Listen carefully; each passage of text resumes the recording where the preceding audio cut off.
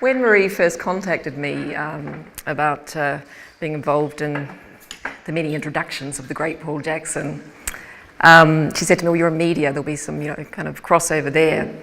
And it's a bit like asking my 9-year-old son, who does a bit of kicking around the football, do you want to introduce David Beckham? I said, righto, I'm up for that, definitely. Paul Jackson, he's an enabler.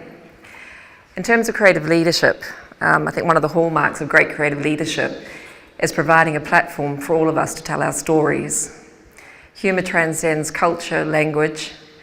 If anyone's been single-handedly responsible for bringing alternative comedy, particularly to the UK and the world, it's been Paul Jackson. I too went on Wikipedia and looked at various editorials and things, and CEO of Granada, controller of the BBC Entertainment, head of BBC Entertainment.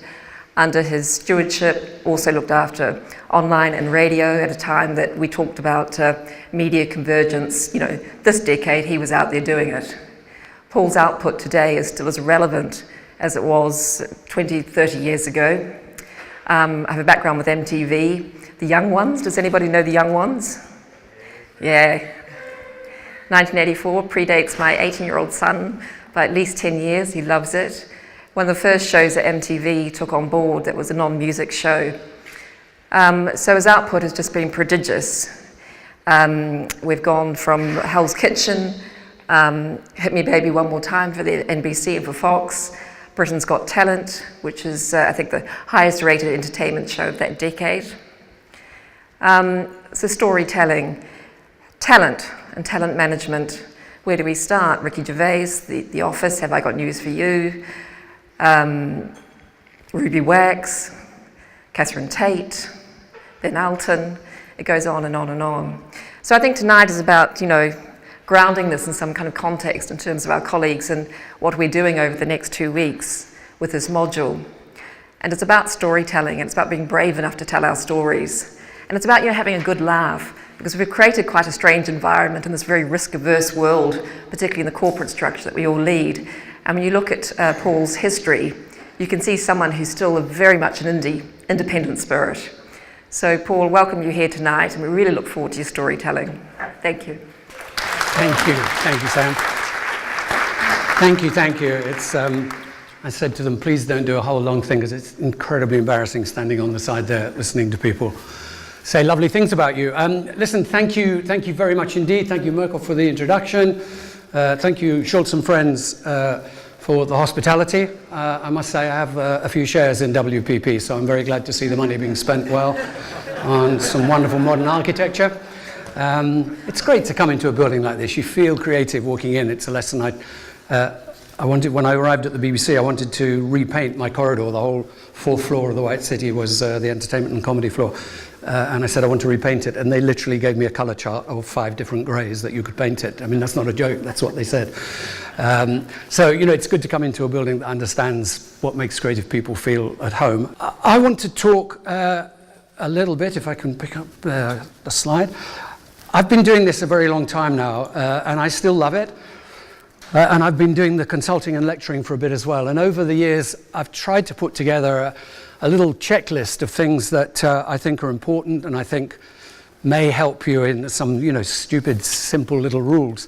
Things that I've found have worked for me. But basically, Sam said it all. It's about the talent and it's about the story. That's what we do, in my belief. But there are various ways to do it. Are you girls okay there? You can sit on the comfy chairs? Yeah, I mean, I just look better with nice, pretty girls behind me. And so here's an entertainment. I apologize for the sort of overlit thing, but never argue with your camera guys, okay? They want to put the lights there, let them put them where they want. So guys, 6 things that I've learned, or tried to sum up things I've learned into 6 little phrases. And just because, come on, none of us are perfect, so also a couple of cock-ups as well, which I'll come to at the end. And as I say, I've tried to sum them up in sort of, catchy little rules. So the first rule is follow the funny. What I mean by follow the funny, my first love is comedy. I've done a lot of work in entertainment with the big format shows, but really my first love is comedy. So I call it follow the funny. But back the talent, believe in the essentials that you work with, and follow them.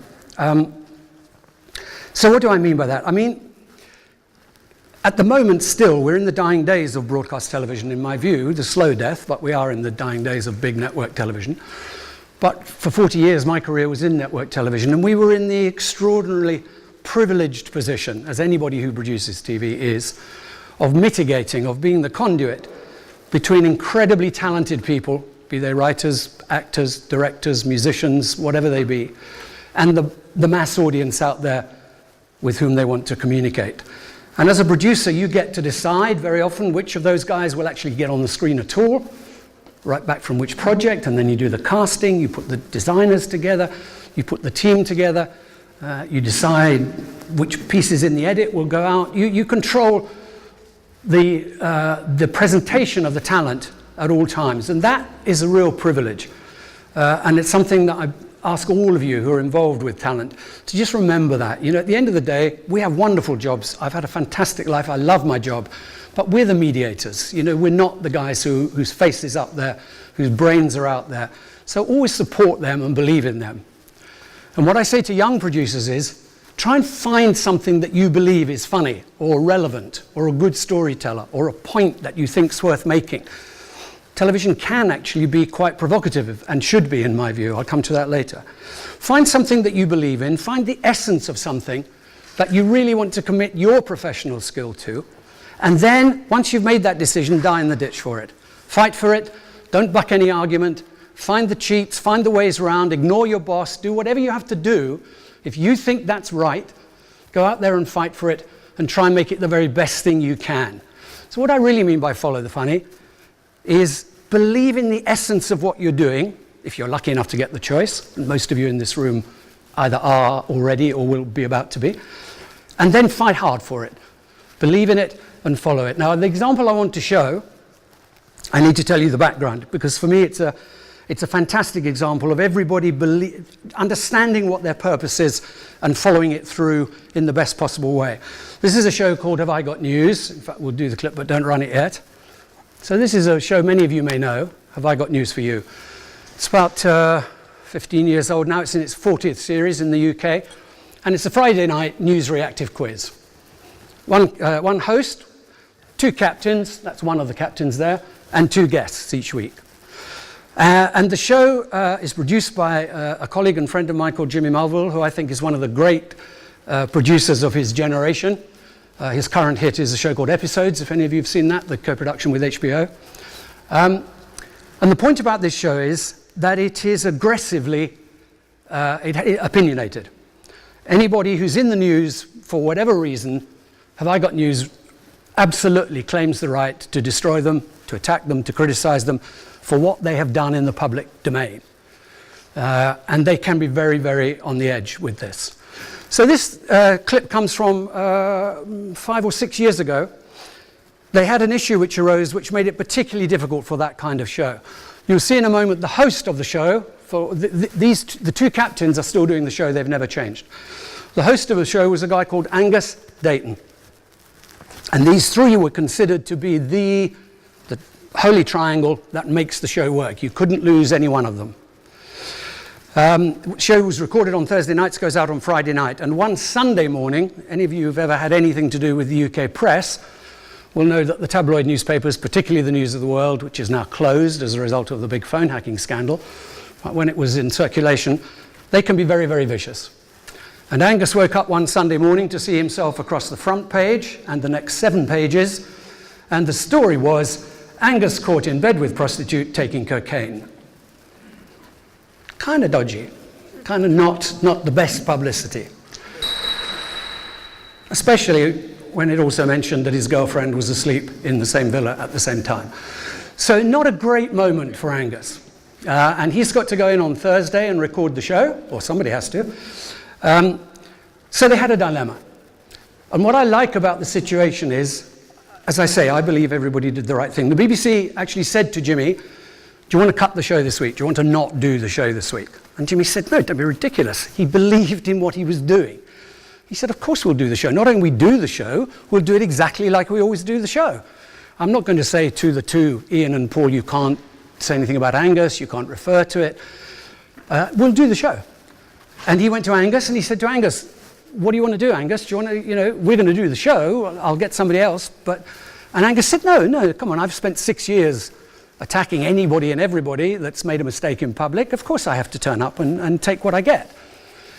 I don't think Jimmy even bothered to speak to Paul or Ian because they would have laughed at him if he had. He just let the show get on with it. So this is the show that went out on the Friday.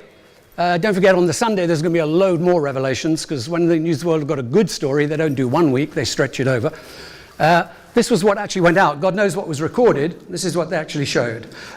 Some of the language is a little ripe if you understand the full English nuances. I hope you do, because it's also what makes it very funny. But listen carefully, because there's some naughty English slang going on. So, whether you think that's funny or not, I happen to think it's very funny. What I do think it is it's the right thing to do in the situation they found themselves in. I was amused coming in here. I'm not from the advertising world, so if I've got any of this wrong, forgive me, but you read the trades, you see the alerts. It was interesting coming in to see the cabinet behind. I'm sure most of you already know it. A wonderful touch of arrogance, mitigated by a brilliant design concept. They chuck all their trophies into a jumble pile over there, which I think is wonderfully arrogant, but then it looks lovely, doesn't it? I just think it's a great idea. But in the middle of those, there's a few lions, Cannes lions. Now, you in the advertising trade may well know there's a little bit of a debate going on there, and I don't want to get into it, but as I understand it, the point is that it's now claimed that several of the adverts that won this year were not actually advertising executions at all. They were effectively vanity publishing. They were created to win the award and placed in, actually it was a Brisbane newspaper, I think, for one run to a circulation of 20,000 people, and yet they won these awards. And Mr. Terry Savage today has commented that, come on, even the Super Bowl ads only run once. Yeah, Terry, to 70 million people as opposed to 20,000 people in the Rowan Courier. But anyway, my point is this.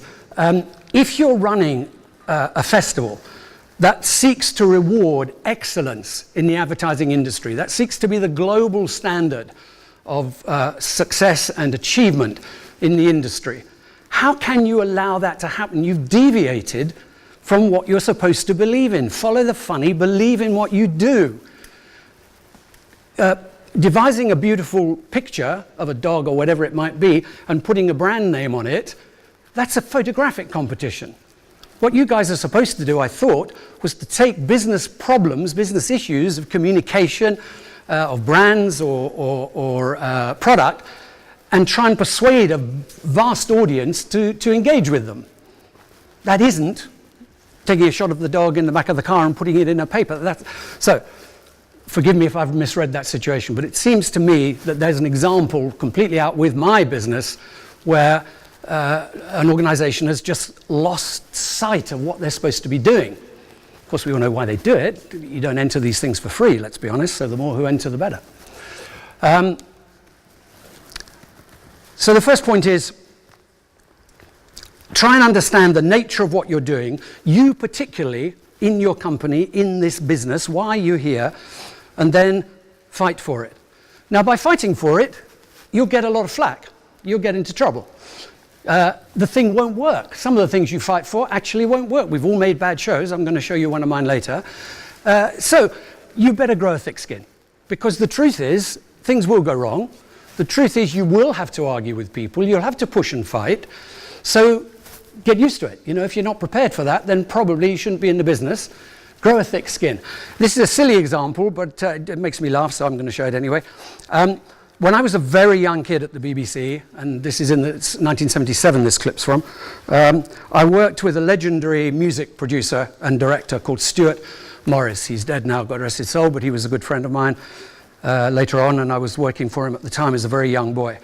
And when Stuart was directing, if you were on the end of Stuart's talkback, you better have a thick skin, because Stuart didn't waste time explaining gently and quietly. Now listen, when you listen to this, I'm not advocating that people should behave like thugs or bullies in the gallery. I'm just saying, if you don't want to get into this sort of thing, then probably don't join the game. He's directing here, the Eurovision Song Contest. I don't need to explain that. When I do this in Asia, I need to explain what that is. The Eurovision Song Contest, it's UK's turn to direct in 1977, and he's directing a final number you can see the number, but what I'm asking you to listen to is the talkback. They've recorded Stuart's talkback. Listen, I'm not saying that this is how you have to work, this is how you should be. I'm not saying that calling a colleague in the network a cow is a very good idea, and nowadays you'd be in trouble for it.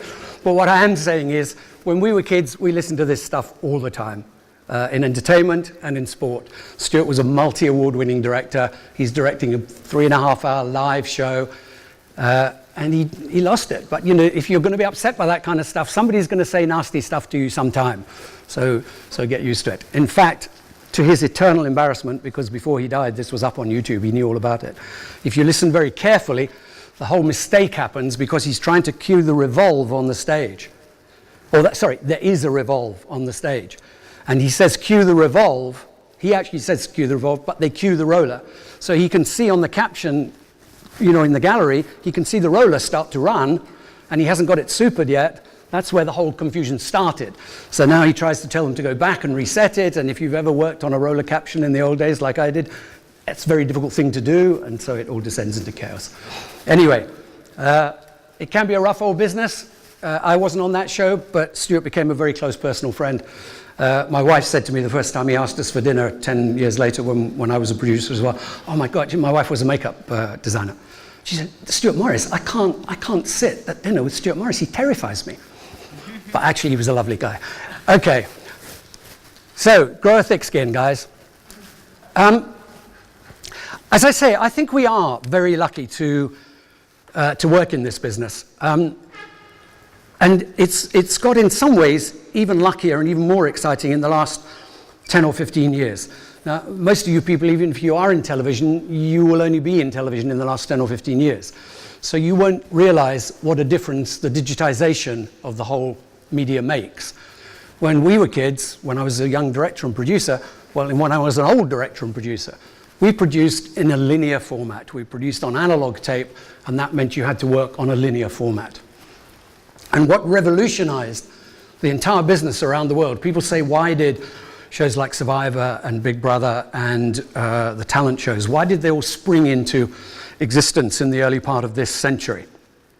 And the answer is very largely because you could make them. 5 years before that, you couldn't make Big Brother. When I went to Los Angeles, the first show that I sold in Los Angeles was Hell's Kitchen. We'd done it in the UK, so I kind of knew the show quite well, and we had a pretty complicated setup in the UK. But as you know, Hollywood does everything bigger. And when I walked onto the set for the first time to look at the recording, I couldn't believe it. The gallery, well, we constructed the whole restaurant, and then at the side you have the living quarters because they're sequestered on the lot for the whole period of the show. I walked into the gallery. There were 72 monitors there. 72 cameras, most of them action triggered, so when anybody walks past them they record. And I said, I can't believe that, that's just phenomenal. And they said yes, and also we have every piece of sound that comes down on those cameras is immediately stripped off onto a separate sound file, so everything everybody says is stored on a sound file under character names. So I said, okay, that's going to be quite interesting to play with. Anyway, we shot the series and we went into the edit for the first 1 hour show, which in America is, 44 minutes. We had over 400 hours of material for that first show, and every one of those hours existed on a separate audio file, every single piece of audio. I was amazed it only took us 6 weeks to do that first show. First shows always take longer because you're trying to set the house style, and the network are much more involved than they are even normally. So it took a long time to do it, and it reminded me of an analogy that, I don't know, I was told when I was a kid, trying to explain the concept of infinity. You know, infinity is a word we use all the time, but how can you even begin to get into your brain the concept of infinity? And somebody said to me, well, just think of this. If you took an infinite number of monkeys and you sat them at an infinite number of computers and you just let them type, by definition of infinity, one of those monkeys would type the complete works of Shakespeare just straight off absolutely correctly. Because that's what infinity means. Infinity means every single possibility. It's just an image that's stuck in my mind, monkeys, you know, the infinite monkeys at the typewriter. When I walked into the edit, it kind of almost felt like that. Because you had every picture you could possibly want. You had some storylines that were outlined by the story editors. You know where story editors come from in Los Angeles in the height of the reality boom? There was a whole new industry of people called story editors. Do you know who they were? Have a guess. Well, reality boomed in America, particularly in whatever it was, 2001, 2002, because there was a writer's strike. Reality was always going to arrive, but the reason it really caught on and exploded at that time was because all across the summer, and indeed right through the winter up to past Christmas, there was a writer's strike. And with a writer's strike, you know the American schedules are completely full of only two things, drama and comedy. With a writer's strike, you've got no programs. So the writers were out of work and the networks had no programming, and they put in the reality shows. That's how the reality shows suddenly were all over the schedules. But unfortunately, it was a very bitter strike, and the writers, they got some of what they wanted in the end, but many of them had left the business. They couldn't afford to live for 6 months unpaid. And many of them ended up in the edit suites of the reality shows being the story editors. So instead of working on their computers from their own minds trying to create stories, they became the people who looked at this mass array of possibilities, infinite almost array of possibilities, and started to make stories out of them. So, you know, when we talk about reality television, particularly in America, nobody else does this, they can't afford to. But just remember, it's a reality which is created by story editors out of a very big bin of story strands. And not only have you got all those pictures, nowadays because it's digital, you can flip them around, you can slow them down. In the old days when I was a kid, you wanted a cutaway and it wasn't quite long enough to put into the hole that you'd got. There's nothing you could do about it. It would have left a black hole. Now you just slow the picture down. You can take a third of the speed out of a little close-up. When you go wider, it's more obvious. But on a little close-up, you can slow the pictures down from 50 frames to about 30, and you still won't notice it on the shot. So you can do all kinds of things. You can also do something that I first heard in Los Angeles. In fact, I think it's only ever used in Los Angeles. You can tell your story by using Frankenbites. Frankenbites. Any guesses what a Frankenbite is? Don't forget, you've got every single piece of sound isolated on a tape. Okay, so I want to do a story. I've noticed a story. I think that this guy is in love with Susan. I've decided she's just checking out, see if it's worth it or not, but I've decided that you're in love. Now listen, my own rule, that's got to be real. There's no point in me creating that whole story if it's not even true. But if I think there's a little frisson going on here, and the story editors pull it out and they say, hey, this is interesting, these guys are, I think they're trying to get it together.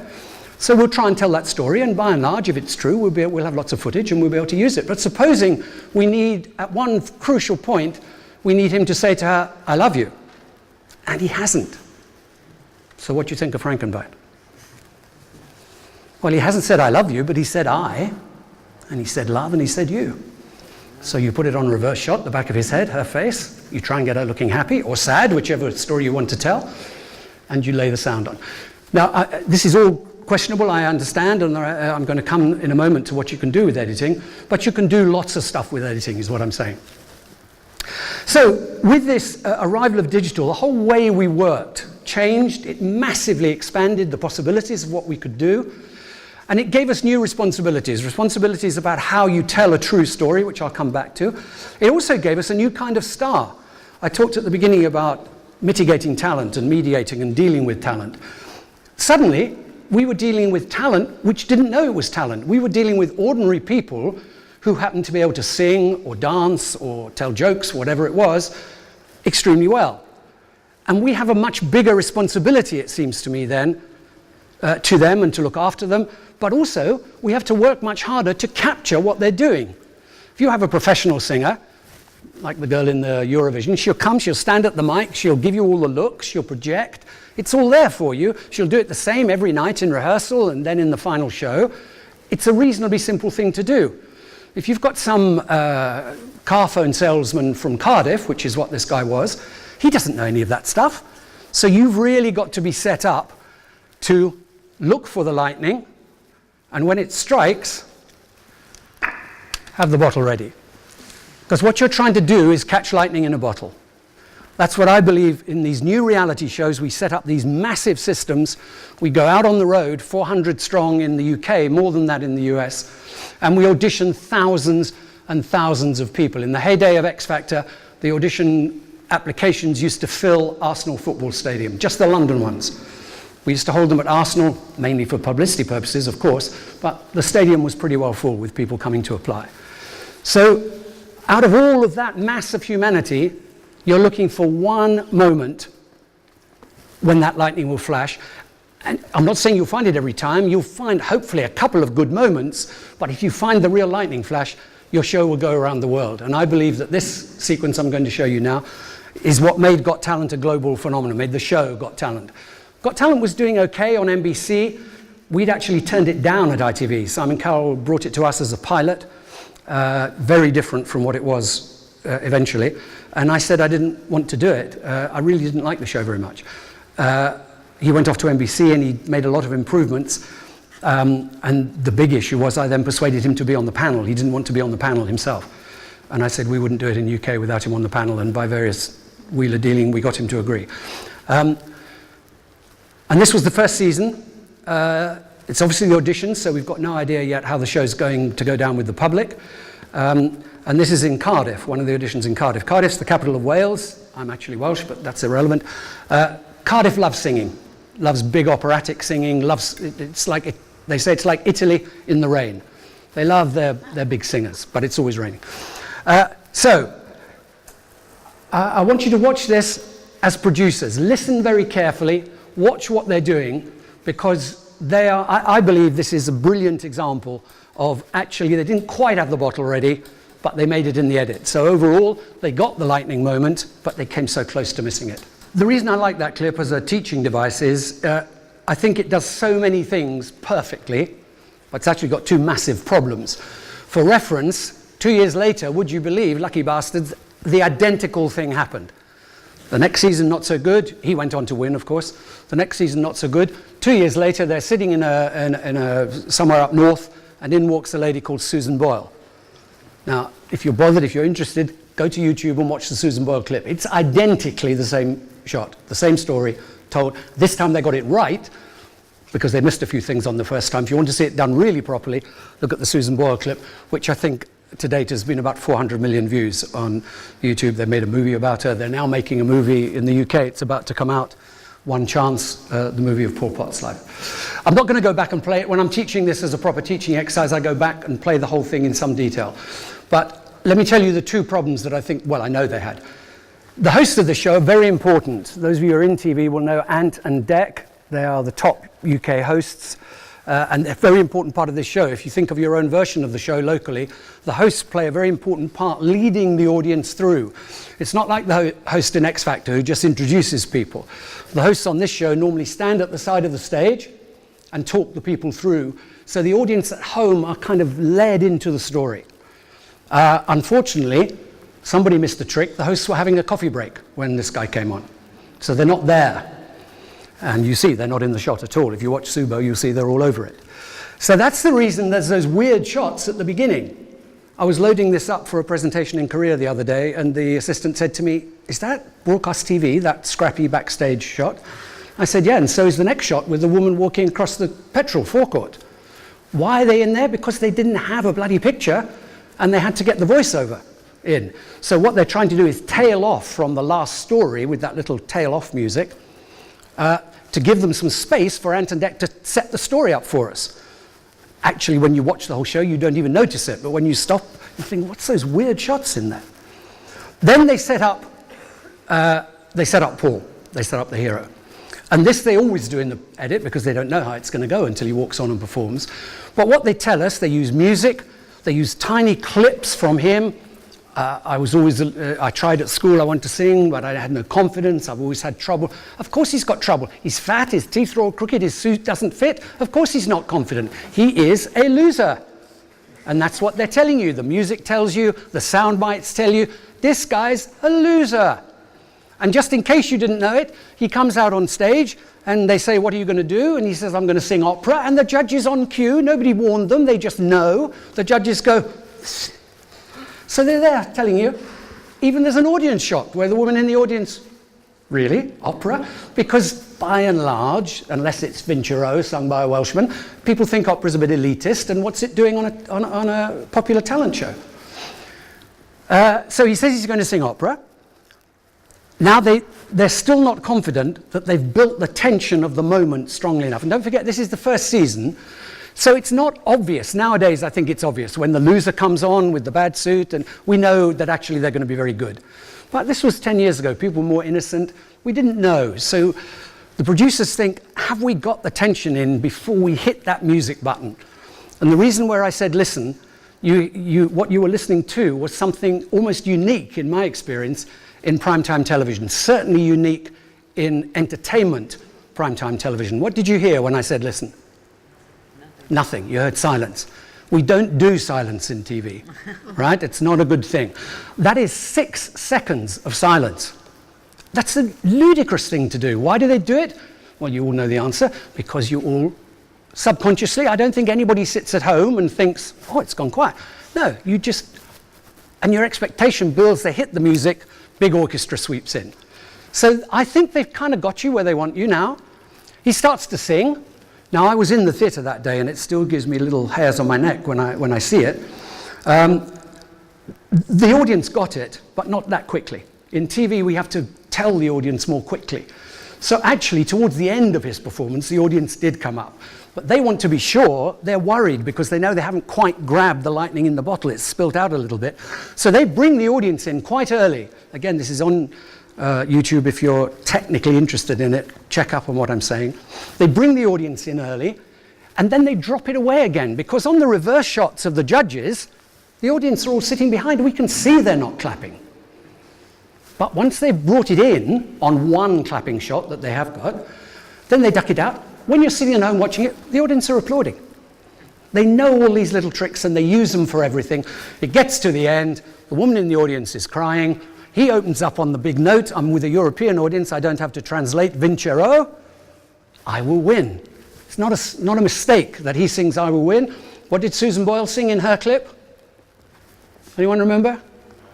I have a dream. Come on, guys. These aren't mistakes. These are production decisions. You were talking about decisions earlier on today. This doesn't happen by chance. This happens because really smart people are working very hard to make sure it does happen. So, my third rule. Understand, again, well, it's almost my first rule again, but a very particular case, but understand what you're trying to do. And what you're trying to do in these modern shows goes back to what Sam said at the introduction. You're trying to tell a story. And I think the problem that certainly occurred in Asia for many years when they were stealing these shows from us, now they actually buy them from us, but at one point they were just copying them, they thought they were music shows. They thought they were looking for the best singer. Paul Potts is not the best singer. He's not the best opera singer you ever heard. He's probably not the best singer in that theatre that day. But he can sing a bit, and he's got a fabulous story. So understand that that's what you're looking for. You're looking for somebody who can do the stuff, and maybe he's got the potential to win, but somebody I can relate to. Somebody, a little kid at home who's bullied, or the grandparents of that kid, or the parents are sitting there. They've got the little fat guy. We've all been in school. We all know the little fat guy in the corner that nobody would talk to. That's Paul Potts right there for you. And that's why the connection works.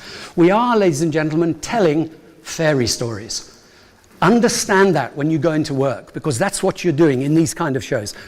All television is storytelling, but these entertainment shows, these aspirational dream shows, they're all about fairy stories. And the wonderful thing about fairy stories, I found out when I started lecturing in Asia, they are incredibly global.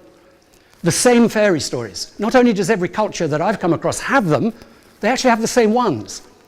What do you think the fairy story here is? It's not just a general fairy story, it's a very specific one. Anybody recognize it?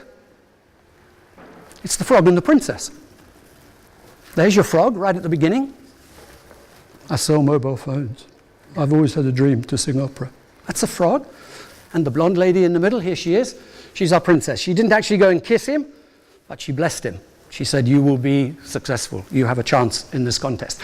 Standing there in the hall, we all knew, 2,000 people in that theatre, we all knew that his life just changed right in front of us. Now, I'm 65 years old. I don't believe in fairy stories anymore. But listen, guys, that's one of the privileges you get working in this business, is that you can change people's lives, not just one of them there, you can change people's lives in lots of ways through documentary and drama and news and all kinds of things, but you can actually create a whole new world. That's a fantastic position to be in. So respect it and be aware of it, and make sure you've got the cameras. There's nothing worse than having to go back to your boss, head of department, say, we had this guy come in today, he was just, I can't tell you, and he said opera, and everybody laughed at him, and then he opened his mouth, and the director, the boss says, have you got the tape? Well, we didn't exactly get it on the tape, because these things don't happen that often, guys. Have the bottle ready, right? Now, talking of fairy stories, I'm going to indulge one more time in one of these talent shows, and then I'm going to move on. Don't worry, it's not all talent shows. But actually, I'm not really trying to illustrate a talent show in this clip. This clip is a quite different rule, and the rule is read the room. This was a phrase that was first said to me in Los Angeles. When I first went over to LA, any of you who've worked there will know, you have to have an agent in LA, not only as an actor or writer, but your company, if you're trying to sell into the networks, you have to have an agent. I think probably there isn't a network that will take a meeting with you if you don't have an agent in the room. For all sorts of boring reasons I won't bore you with now, boring reasons I won't go into now, but you have to have an agent. And I was lucky enough to have a guy from William Morris called Greg Lipstone, and I got to Los Angeles and we were out pitching. It took me a couple of weeks to get the pitches together, and then we went out, and because I was with Greg, we got into ABC and CBS and Fox and NBC, all the places, and we're doing, in fact, Greg being Greg is very smart. We did some cable stuff first, because in those days cable wasn't what cable is now. So we kind of practiced on a couple of cable networks, and then we went to the big networks. And I said to him after a day or so, hey, Greg, how am I doing? You know, how's it going? And he said, Paul, I'm glad you asked me, because I was going to try to find a way to tell you, you're not reading the room. And I knew immediately, I didn't even have to explain to me, he went on to explain. What he meant was, you go into a network, you've got 5 people normally, 5, 6 people lined up in front of you, and you get out your pitch, and you've worked really hard on this with your colleagues back at base, so you want to be loyal to them and deliver for them, and you start into the pitch. Most times, there's only one guy in the room who matters, by the way, there's 5 or 6 around, but I'm pitching to Andrea, because she's the one who's going to make the call. And Greg said, at least twice, you've gone in, you've started pitching, I could have told you 5 seconds in, she's not going to buy it. She doesn't like it, she's got something else similar already, she doesn't like the area, she's not going to buy it. And you carried right on through the pitch, and you finished the pitch. He said, luckily you're a good pitcher. I have to put this bit in because I'm telling you how bad I was. He said, luckily you're a good pitcher, it's fine, but he said, you've got to read the room. You've got to look at your audience and react to it. And I just thought that was a fantastic life lesson, because it applies all the time.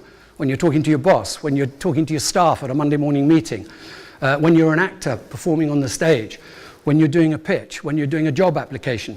Read the room. Too many people, and I promise you I've done enough job interviews from this side of the table, too many people deviate off the path or say something that's not engaging you.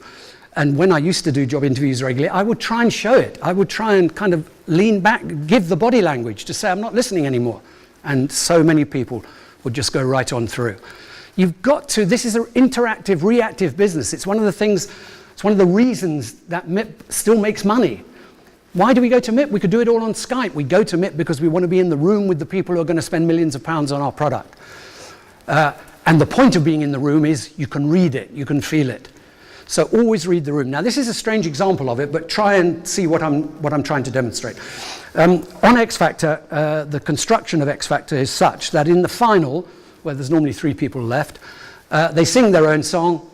They sing the song that's going to be the X Factor release for that year, and in the middle they sing a duet. And we try to get them with a celebrity, with a famous singer, and we try to get the best singers we can to sing the duet with them. And because of Simon Cowell's value in the music business, we normally get quite good celebrities. So this particular year we had a girl, and we were able to get Beyonce to come and sing her final duet with her. Talk about fairy stories, by the way. She was a waitress. Just imagine that. In June, you're waiting tables. Nothing's ever happened in your life. You're waiting tables to fill in time. You're convinced you've got a voice. On December the 13th, you're standing on stage looking like a diva, saying, ladies and gentlemen, would you welcome my friend Beyonce? That's fucking magic, guys. That's kind of special. Anyway, Beyonce agreed to do this, and she arrived on the Saturday afternoon. And she was, I just so, this woman's a global diva. She doesn't have to do anything except turn up and sing. She's there to promote her tour. She was going to tour in the February, this is in December, and also her new record. Some people engage a little bit, some people who I wouldn't mention, but Mariah Carey. Some people don't engage so much. Beyonce said when she arrived, can I just hear this girl sing? Has she done her rehearsal already? And we said, no, actually, she's about to go on. She went and stood behind the set and she heard the girl sing, Alexandra, and she said, okay, she's great, that's fine. Tell her to come to my Winnebago and we'll talk about the duet. I think if she had been bad, she would still have done the duet. I mean, it was contractual, but she just wouldn't have tried very much. So she liked the girl. She said, come to my Winnebago. So Alexandra goes into the Winnebago with Beyonce, and Beyonce says, I heard you sing, by the way. Oh my God, I didn't know you were there. I really think you're good. I think you're going to win tonight. And I'm telling you now, win or lose, when I play Wembley in February, I want you to come on stage and sing a duet with me. Now this kid, I mean, it doesn't matter whether she wins or not now. She's already won. She couldn't be any happier. So she comes out and tells us, can you believe it? We go into the show, and she comes down, she starts to sing the song, and then Beyonce comes out. Just listen to the track. You'll hear two little things right back in the track. When she introduces her, she says, which we didn't ask her to say, she says, ladies and gentlemen, my hero, Beyonce. When a kid under that pressure says that, you know that's true. I mean, I get hairs with this one as well. And my point about reading the room is, Beyonce is a global superstar. She could have blown this kid off the stage. Alexandra's good, actually. She's starring in the West End version of The Bodyguard at the moment. She's a good singer, but Beyonce could knock her out in third gear. What she does, Beyonce, in my view, see what you think of the performance, she comes on and she sings. It's her song. She sings it. But when it goes into the duet, I think she pulls right back and she lets the girl sing equally with her. And even at one point, she says, go girl, go girl. She gives the room to Alexandra because she's got the sense to realize it's not about her. Just for once, it's not about her. It's about this kid who's trying to win a lifelong dream. And I stood there with one of the show producers, Siobhan Green, and we looked at each other and said, I've never seen a global superstar be so generous before, as she was that night. So have a look at it. And when you see her at the beginning, two other things to bear in mind. When you see the opening shot, she was a waitress 6 months ago. And when you see her face, when she's singing with Beyonce, look at her face. The only loser that night was her husband, or her future husband. She hasn't got a husband at the moment, because he's never going to see this face, whatever he does to her, or for her, or with her. He's never going to see ecstasy like is on this face now. Call me sentimental and cheesy and so on. I'm proud of that. I was proud to be part of it. I was proud to be there. I think it works on so many levels, and I think you're privileged to be allowed to do that kind of thing. And as I say, if you're ever compiling a dictionary and you get to ecstasy and you don't understand how to describe it, put the picture of that girl's face in there. Okay, so we have these privileges and we have this responsibility, this increased responsibility, I think, to take girls like Alexandra, who, as I say, the life she knows is waitressing, and we have to do everything we can to support her in this mad world that she finds herself in, and we have to make sure that we get the whole emotion of her story all along there. And that's a lot easier for us nowadays because we have this thing called digital editing. But along with more freedom comes more responsibility. And so what I say to young directors now is, edit wisely. We always used to say when we were kids, you can fix it in the edit. Particularly when a piece of talent was getting a little bit agitated in the studio late at night, come on, it's not right, it's not, oh, don't worry, Tom, we'll fix it in the edit, it'll be all right. And of course we lied because we couldn't fix anything in the edit in the analog days, very little. But now, when we say that, we mean it, because we can do pretty much anything you want. The question is, should you? The question is, where do you go over the line? I told you the example of the love affair in Hell's Kitchen, which, by the way, we didn't do that. I was just trying to explain what a Frankenbite is. Let me tell you on the Paul Potts clip, there's a lot of false shots in there.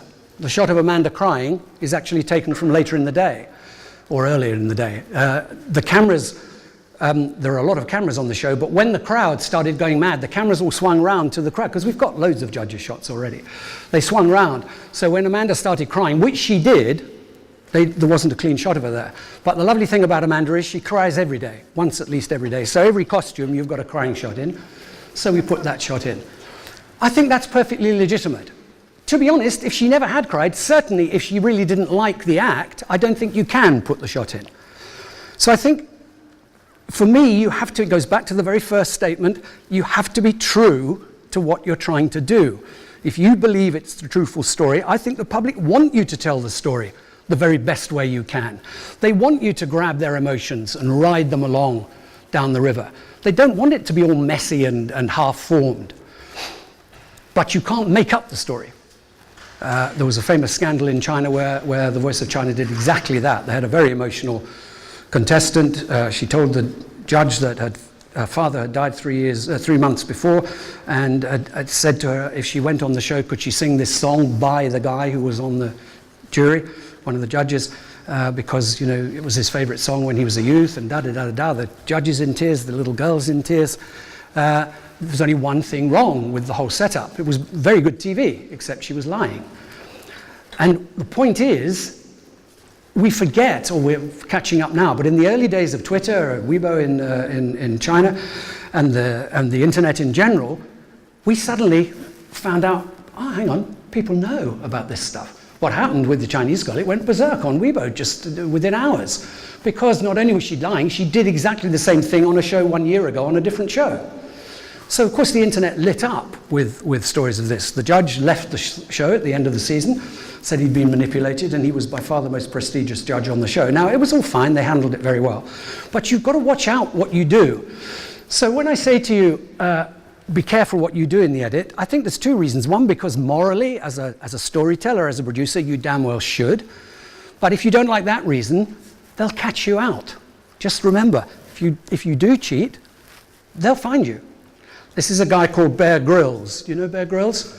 He's a survival expert. He was an ex-SAS man in the British Army, and he's made a career for himself doing survival TV. So his whole brand is, I'm a guy, you drop me in the middle of the mountains, you drop me in the jungle, you drop me in the middle of the Arctic, I'll get home. I know how to eat berries, I know how to kill bears with my bare hands. I'm a tough guy, I know how to do this stuff, right? And he did a show for NBC called Man vs. Wild, which was very popular. And this particular episode, he was talking about being on a volcano and how dangerous it is walking on the surface of a volcano. And this is how the clip went on air. So just be careful, okay? Because some guy might be sitting at home watching that and think, I actually live in Hawaii on the Big Island, and I recognize that. It's quite a recognizable piece of structure, isn't it? I think I'll just go up there and have a look and put it up on YouTube. So guys, even if you don't morally believe in being careful, you maybe should in this modern day. Watch out you don't get caught. My last rule, and this goes back to, as I say, my roots in comedy. My last rule is this. It applies particularly to comedy, but it's sort of a life philosophy as well. It's okay to upset people now and then. It is okay. It's okay to say what you think, even if you know the other person in the room doesn't want to hear it or doesn't agree with you. For comedy, it's very often essential to upset a couple of people. Be brave and believe it. It's kind of the same rule, but I'm just saying there are conditions, there are consequences of following some of these rules. Particularly comics sometimes have to live on the edge. They have to push the boundary a little bit. They have to question what they're hearing. Now, I want to show you two examples of this, and I believe that you, as a producer, you absolutely, that's part of the deal of following the funny. If you've got somebody like Bill Maher, who I'm going to show you now, who's, I think, one of the best comedians working in the world today, and certainly in America. If you've got a guy like Bill Maher and you're going to go into business with him, you better be prepared to fight the shitstorm that Bill Maher's going to generate pretty well any time he opens his mouth. Because Bill says it, calls it how it is. He's not partisan. If you're not from America, you don't necessarily know him. He's not party politically affiliated. He's a libertarian. He believes in what he believes in, and he says it. Now, I just very quickly set the scene for you here. He came to fame with a Comedy Central show called Politically Incorrect. And Politically Incorrect was 10 years ago, 12 years ago, at the time when political correctness was running rampant through America and the UK and much of Europe. And Bill said, hang on a minute, guys, enough already. What about some political incorrectness every now and then? And he did the show on Comedy Central. And at the time, ABC did not have a late night show. CBS had Letterman, NBC had Leno. Fox actually comes off air at 10 o'clock at night. They don't go into late night. And ABC didn't have anybody. So they thought, hey, this show's quite clever. It's going quite well. Let's do a deal with Comedy Central. Each week, a week later, we'll put out the show. And it'll be very cheap for us. And it worked very well. It was the first season of doing it. Right towards the end of the first season of doing it, which was 2001, and the first season came to an end in September. So guess what happened? A plane flew into the World Trade Center, which was a difficult time for all comedians in America. Because what you're going to do at that point? If you're on air every night commenting on the news, you can't not comment, but you better think really carefully about how you do comment. I never know whether to tell this story, but I will, only because I saw his series has been renewed today. Do you know an American comic called Louis C.K.? You know Louis? I think he's a fantastic comic. Check him out on YouTube if you don't. He's a very rough-edged but very funny comic. He's a very interesting guy. He runs his whole show himself. He edits, he directs through a partner, but he runs the whole show. He sells it all through YouTube and through the net himself. The show goes out as a cable show, but he completely controls his own business. But Louis was a young comedian at the time, and you can imagine the whole of America shut down. You know, the whole circuit in America of comedy clubs. Every city has a comedy club which is open 6 or 7 nights a week. They all closed. And then after about a week or 2 weeks, they started creeping back. And these comedians had to go out on stage, and what are we going to say? Louis maybe went a bit too far. Louis said, hey guys, what a strange time we live in. He said, I've had to devise a method of judging the seriousness of catastrophes. And the method I use is, I work out how quickly I can wank, masturbate, after hearing news of the tragedy. He met with silence roughly like I've just met with here in the room now. So you better have a good punchline, Louis. Well, his punchline was, in this particular case, it was just up and ready when the second plane went in. He didn't finish the act. He left the stage. But what I'm saying is, I'm not saying that's clever either. I'm saying, it sets problems for comedians. And the braver comedians at least try to do something about it, as opposed to coming on and saying, hey, have you noticed when you try to wash your hands, the soap slips out and whatever. Louis was one of those guys. If you've seen his show, you'll recognize that kind of boldness about him. Anyway, Bill was taken off the air. He happened to be the very first show to come back. And I love him for this. He said at the very beginning of the show, guys, we meet here, it's strange times, and I would not for one moment in any way betray or negate the position my country's in or betray my country's forces going out to deal with this terrible tragedy. But I'm still a comedian, and they're still politicians, and I will still ask them the questions I want to ask them. Now, that was a pretty brave thing to say right off the bat. Anyway, the conversation went on going, and another person, not even a comedian, he was a social scientist, just in the course of the conversation said, it's weird, that famous George Bush quote. George Bush had called them cowards, the cowardly act of flying these planes into the Twin Towers.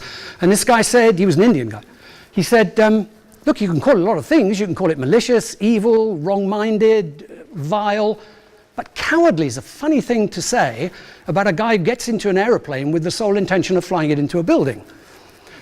And the panel kind of said, yeah, okay. And Bill said, yeah. He said, you could say it would be slightly more cowardly to sit in a deep bunker in the Texan desert and fly unmanned aircraft over the territory and bomb the territory from an unmanned aircraft. That's a pretty bold thing to say at that moment in American history. Actually, nothing happened. There was no complaints. Maybe a few, but nothing particular. ABC showed it the few days after, as they do. There was no particular fuss.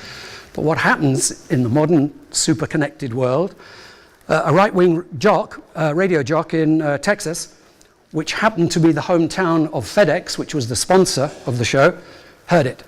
And he started a campaign, and he started to put pressure on FedEx and all their workers, go in and tell your bosses, this show has to be pulled, you have to pull your sponsorship from this show.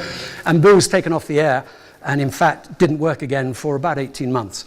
It wasn't as long as it could have been. So at the very beginning of this clip, you'll see him referring to I've been away for a little time. When he came back, he went to HBO and he came up with the show that's really defined him. It's called Real Time with Bill Maher. And at the end of Real Time, he does news reactive jokes. And the mechanism he devised for doing it was new rules. He said, we're going to do a segment at the end of every show called New Rules. And the way he does that, he takes a bit of news that he thinks is newsworthy or interesting, and he says, hang on, guys, let's have a new rule about this. This is crazy behavior. Let's have a new rule. Okay, they're slightly old examples, so I hope you understood the references at the time. But my point is, we need people like Bill in the system. You don't have to agree with him politically or not agree, although actually he moves around the spectrum so much, you probably will agree with him sometimes and not others. But the point is, somebody needs to be out there. I don't want to get too kind of academic about the whole thing, but you know, the whole point of the jester, of the fool in medieval courts throughout Europe was the king needed one guy who could say with impunity, you shouldn't do that, master. You should not do that thing. That's a wrong thing to do. And those people are the contemporary comedians, the Jon Stewarts, the Billy Connellys, the Bill Mahers. And if you're going to be in that business, you don't have to do it. You can make people laugh lots of other ways. But if you're going to get into this kind of business, really get your tin hat on, because I believe it's right. And if you believe it's right and you go and do it, be prepared to fight, because you will be assailed from all sides. This guy very nearly got so badly assailed that he was lucky to get out with his life. Many of you will know this movie, Borat, by a British comedian called Sacha Baron Cohen. By the way, in case you think we only take the piss out of Americans, he's now doing exactly the same thing in the UK with a film that's coming out in the autumn called Grimsby, which is a sort of piss take of the kind of poverty porn that's going on, benefit porn that's going on in the British TV primetime schedules at the moment. So he created this character called Borat, who's the cultural attaché from, I always forget, is it Uzbekistan, Turkmenistan? Kazakhstan. And he goes to America presenting himself as that person to ordinary innocent Americans, and not secret filming them, he's quite openly filming them, their reaction. And you know, you may, if you've seen the film, some people think it goes a little too far. That's not my point. In this clip, he goes to a rodeo in the Midwest. Now, if you want to take on the more extreme right end of American culture, a rodeo in the Midwest is a pretty good place to find those people. And he goes there and he says, you know, I'm Borat, the cultural attaché. Would you mind if I spoke to the crowd? This is at the height of the Iraq War. Because what he wants to take the piss. He wants to see how far he can go before the crowd think, maybe this is a bit too far. So he goes out. What I love about this, talk about your tin hat on, there's about 3,000 people in this rodeo, and he's standing on his own in the middle. There's a camera guy with him. Once they turn, which they do, those guys had to get out of there pretty quick, and hands off to them, I have to say. I think it makes a really revealing clip about what was going on in the Midwest of America whilst Iraq was being bombed to, you know, civilians being murdered, and the infrastructure of Iraq being destroyed in a way that's still by no means recovered from today. So I think it's a worthwhile thing he was saying, and I think he took a big risk to say it. This is real footage. He didn't set this up at all. This is what happened. Okay, those are 6 rules. Listen, I could go on for a long time, but I thought it's not fair to tell you all these rules without telling you some mistakes as well. I will show you an actual mistake, but there's 2 things I'd say to young leaders. And by the way, it's a good night, isn't it, to be, or it's a good time for all of you to be studying leadership in the creative industries. We've clearly in the last couple of weeks seen the kickoff of what is going to be the next round of massive global mergers and communications. Can you imagine, can you just think of a company that would be Fox, Time Warner? Can you think what that would be and trying to manage within that conglomerate? We've just also seen Liberty not only buy all 3 in the UK, but last week take a 7% stake in ITV. This is all mashing together. That means that those big companies are going to require the very best leadership and management of their creative talents. All the old questions about corporate against individual, about dollars against creative inspiration, about risk avoidance against risk aversion, they'll all come up as these bigger conglomerates get more and more powerful. And it's a very exciting time for people to be thinking about how to manage creatives in this new industry. And by the way, maybe to decide, you know what, I don't want any of that. I'm going to go off and do it on my own. I'd much rather have my own thing. The bigger they all get, the more valuable my own individuality over here will be. I doubt that PewDiePie or the big rap battlers give a damn about Time Warner and Fox. They're doing very nicely over here, thank you, with nobody managing them. So it's a really schizophrenic time in the business, and power to your elbow, those of you who are studying leadership, because by God, we're going to need some in these next few years. So 2 mistakes, I've made lots, but you know, I'll tell you one fantastic thing, guys, about our business. If you're a brain surgeon and you make a mistake, you're in trouble. All right, you normally only make 1 mistake as a brain surgeon on an operation. You don't do much more brain surgery. We make mistakes every year, every other year. Nobody remembers. People say to you, oh, he did the young ones, he did Red Dwarf. Yeah, and I also did Britannia High, I'll show you in a minute, but most people don't remember. So, you know, you can get over your mistakes, but which is a great thing about being in this business. But two more generic behavioral mistakes. One, don't forget to manage up. I think most people in the TV business anyway, and from what I've seen in the ad business, most people are reasonably good at managing teams. We work in creative units, and I think most of us, especially at this level, if you're coming to this school, you know how to get on with your team, how to motivate them, how to construct the hierarchy so you are in control without seeming to control, how to run a democracy within your unit, but everybody actually knows who's the boss. And we're normally pretty good at managing sideways, because actually I think in general we're a fairly cooperative business. Certainly my view was always, if Jeff Posner or John Lloyd or Jimmy Mulville, the great comedy producers of my generation, if they're having hits, that's good for me as well, because it means the networks want more comedy. So we almost made a thing of it when we were kids. I remember John Lloyd, the legendary producer of Blackadder and Not the 9 O'Clock News, very early on when we were both young kids, saying to me, Paul, come on, we should go and have lunch, because people within the BBC, the media, they'll try to set us apart, they'll try to create a competition, and we don't want one, and we're not going to play that game. But I think where sometimes we forget, and certainly I'm very guilty of it, just remember to manage up to your boss as well. He's the guy who signs your leave form, he's the guy who signs your salary rise, he's the guy who signs your annual appraisal, and sometimes, let's be honest, you get a daft twat who is your boss. That just happens. Hopefully normally they're good, but occasionally you get a bloke who you know is just a stupid idiot. Try not to show it.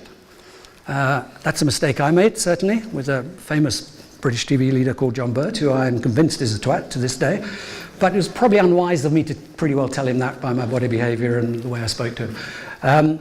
So don't forget to manage up, and the rule for everybody, of course, never believe in your own publicity. As I just said, they forget your mistakes. They also celebrate your hits very, very widely and very big. And it's very easy, especially as a young producer. I happened to have a run where I got Young Ones and Saturday Live and Three of a Kind all the way in about 18 months. I was the hottest young producer in town. It was a very nice place to be, but don't believe the publicity, guys. You just happen to be the guy in the room when all those shows got made, and the next one somewhere along the line is going to be a failure.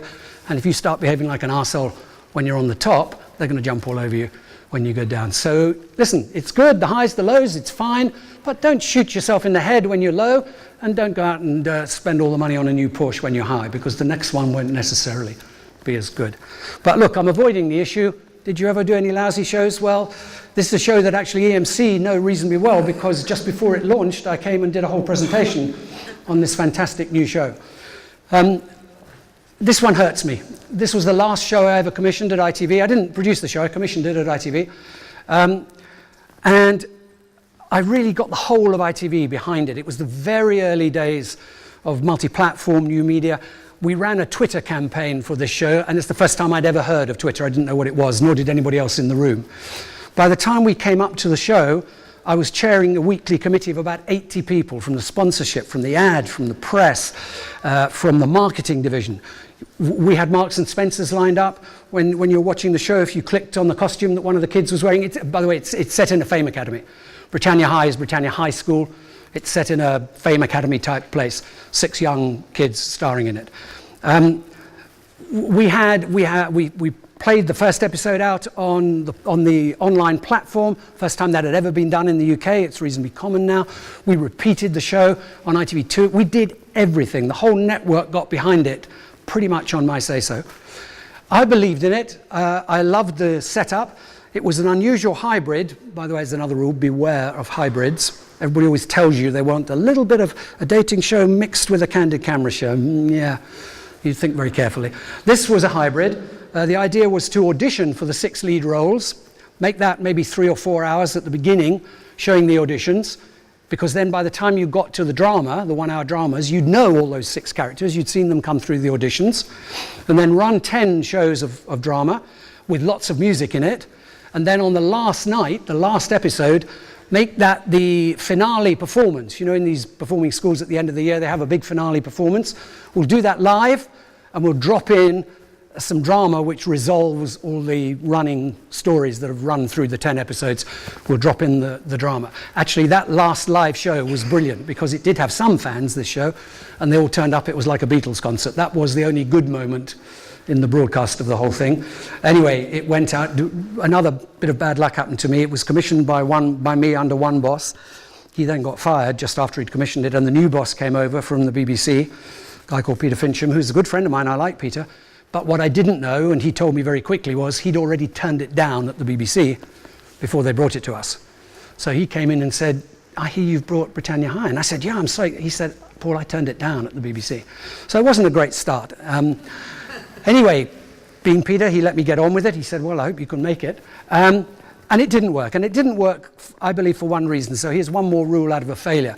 There's only one thing you need to make a great scripted show. There's only one thing, a script, and a script. And the script, I believe, let this down. Instead of being Glee, and this was before Glee, this should have been Glee. That's what I had in my mind. That's what we were aiming for. It turned out to be something like a 13-year-old's dream romance magazine show. So I play this with great sadness because I like these kids. Gary Barlow wrote all the new music for it, you know, one of the big stars in the UK. Arlene Phillips from Strictly Come Dancing did the choreography. It had everything right, except the script. So remember, with a scripted show, you need a script. And also, just be really careful before you convince the entire corporation that you've got something that needs their attention. Because if it had just been a TV show, it would have been bad. But it was everything. Every head of department in the company was on my back. Ladies and gentlemen, 6 rules to hopefully help you through your leadership careers. Thank you.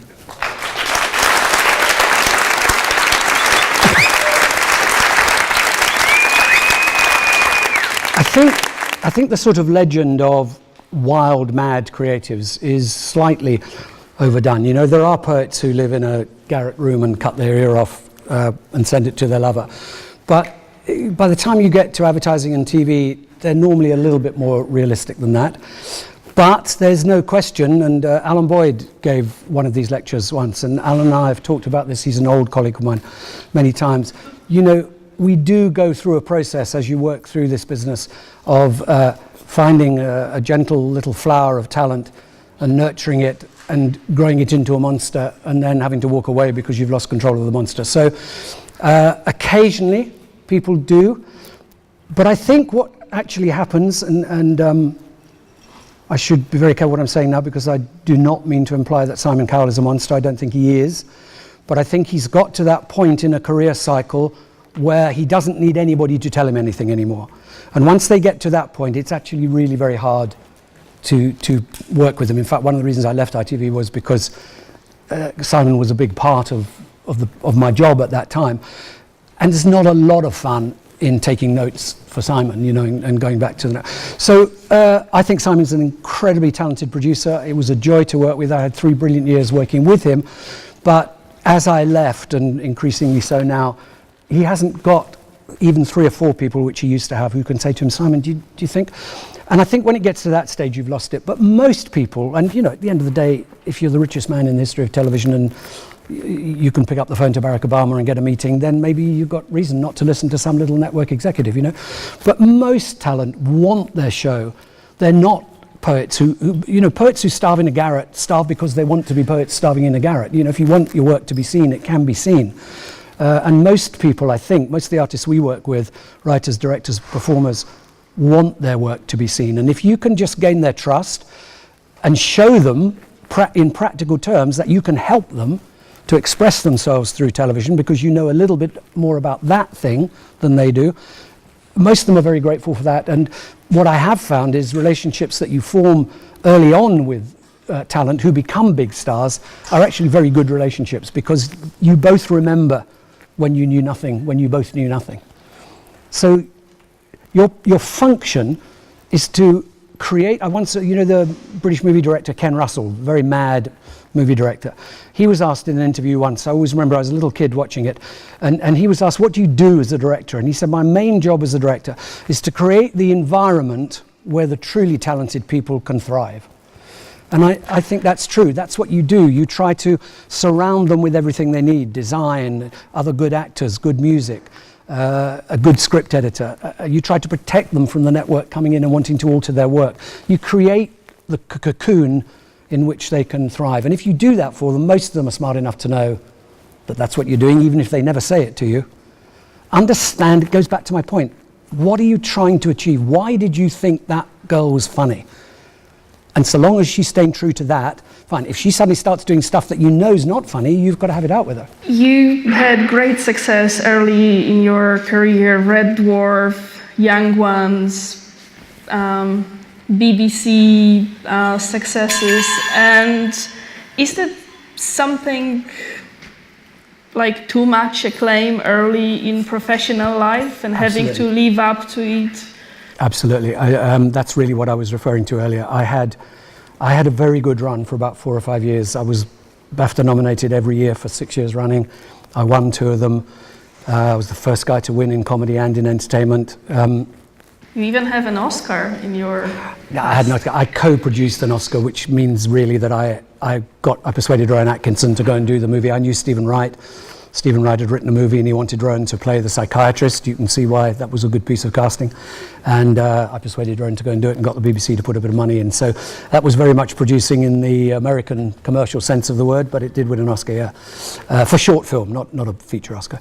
But that was a bit later on. Those first years when a lot of my shows were seeming to do well and were becoming hits, I think you do. I think you get a bit unbearable and you start to think, but you know, because of the confidence that gave me, I left the BBC, and actually leaving the BBC was the best thing to do. I came back, I worked very hard for about 18 months on 3 series, one after the other. Young Ones, Saturday Live, and Carrots Lib, and Three of a Kind. And I went on holiday and I started thinking of new things that I wanted to do. And I came back and I went to my boss and I said, look, I really want to do this, and I've got this idea, I want to work with him, do that. And he looked at me and said, when are you going to do it? And I said, well, you know, I'm hoping I can start now. He said, but you've got 3 other shows. They're all coming back for a second season. And I said, yeah, but you know, I've got Succession, I've got really good number 2 on all of those shows purposely, and I'll stay executive producer, but I want them to run the show. And he said, you're crazy, you know, you run those shows, that's what your job is. And I literally went out and went to my office and wrote a resignation letter. Now that's probably an arrogant thing to do at the time, but I just thought, well, I'm not going to work in that system. So I did believe my own PR. Luckily it worked out, but I don't recommend it. I think it worked out well, Paul. We're kind of running a little bit over time now. So I want to open it up to, it's your turn now. What are your ideas, or what do you think about storytelling, especially serial storytelling, in connection with new media, television, new media, transmedia, telling a story over several channels? I think one of the unique things, you know, TV's possibly not even an art form at all. It's certainly down at the lower, it's not Beethoven or Picasso, you know. I think at its very best, TV can, you know, Breaking Bad is a pretty good piece of storytelling by anybody's standards, whether it's a novel or a film or a TV show. But one of the unique things that television can do is the multi-episodic nature of what we do in TV. So serial storytelling, whether that be through soap operas or telenovelas, or even through 22 episodes repeated for 5 or 6 or 7 years. It's uniquely TV. Not even the long-running magazines in the Victorian period had that amount of time to develop characters, to develop storylines, and to develop your relationship with them. So if you use that effectively, by the end of a first season of 20 shows, you know those people on that show as well as you know your own family. And you can then, in the second season, start playing with that knowledge. You can put people in a situation where the audience intrinsically understand that he's actually a coward, this guy. I mean, he does the big brave walk, but actually he's got a cowardly streak. Now you put him in there. You can set that up in a way that only a Dickens in a 900-page novel could plant those kind of seeds. So I think that we should be very protective of our the serial nature of a lot of what we do, both in comedy and drama. I think what the multi-platform environment does is give us all kinds of mechanisms to enrich that whole experience. So it needs a lot more work. You can't just plug it in on the end, which used to be the way. I think people understand now that you can't do that. But the ability to use blogs or to use tweeting, when we did Britannia High, these kids were all unknown. We made them, as part of their contract, close down all their personal tweets. They all had Twitter accounts, they were very hip young kids. And we opened up Twitter accounts in the character names, which we controlled. And for the 9 months that they were involved in the show, their only presence on Twitter was through a controlled account, and we created Facebook accounts for the characters. They ran their own private Facebook. We couldn't make them take it down when they'd already got it. So that was just an early example, you know, that was 6 or 7 years ago. I think it's a fantastic opportunity to enrich this ability to bring characters absolutely into your home in a detailed and complex way that a movie can't do. I don't think most modern novels, which are so much shorter than the classic Victorian novels, really only TV can do that nowadays. How do you redefine and reframe the funny? Your first rule was follow the funny. Yeah. When do you take that step back and say, okay, this is not funny anymore. This is the new funny? You know, comedians have a thing called funny bones. Comedians talk about funny bones, if this is what you mean by your question, Max. Comedians look at another comedian, they say he's got funny bones. I wish I could give you examples, but comedy's so specific to... Bill Maher hasn't necessarily got funny bones. Bill's a very clever comic, he's an incredibly intelligent guy, and he has perfect timing, but funny bones would be Jack Lemmon. Jack Lemmon's got funny bones. When he walks on the stage, he's funny. Is this what you're asking, mate? No, I'm asking you as a producer with your first rule of follow the funny. Follow the funny, follow the talent. How do you, as a producer, redefine your definition of funny? I don't think you need to redefine it. I think the talent defines what the funny is, or indeed what the story is, or what the essence of your advertising competition is. My point is, it's not up to you to define it, it's up to you to recognize it. So what you're trying to do, in whatever sphere, you go to a comedy club, as I did a lot when I was a young guy, I went to the Edinburgh Festival, you look at things, and the first thing is, it's funny. I mean, comedy is an absolutely natural human reaction. Don't analyze it, don't overthink it, just go, and if you're laughing, that's the first thing. Then look at what's making you laugh. Maybe it's a trick that a lot of other performers are doing at the same time. Maybe he just reminded you a little bit of Rick Mayall. Once Rick became a big star, every comic on the circuit was doing very Rick-like movements. Then you're looking for something different. But when you see it, try and find out what it is. If you think that's still interesting, go and meet the guy or the woman, have a conversation with them. Let them tell you what the funny is. It's not up to you to define it, it's up to you to express it and to make sure it's put up on the screen in the best possible way. It's not really up to Terry Savage to define what his, well, it maybe is slightly more in that case, to define what his festival's about. But once he's defined it, stay true to it. If you're running a photographic competition, that's fine. If you're actually running a competition to award the best work in advertising, then don't allow in entries that aren't adverts. Thank you. Thank you very much. Thank you, guys. Thank you.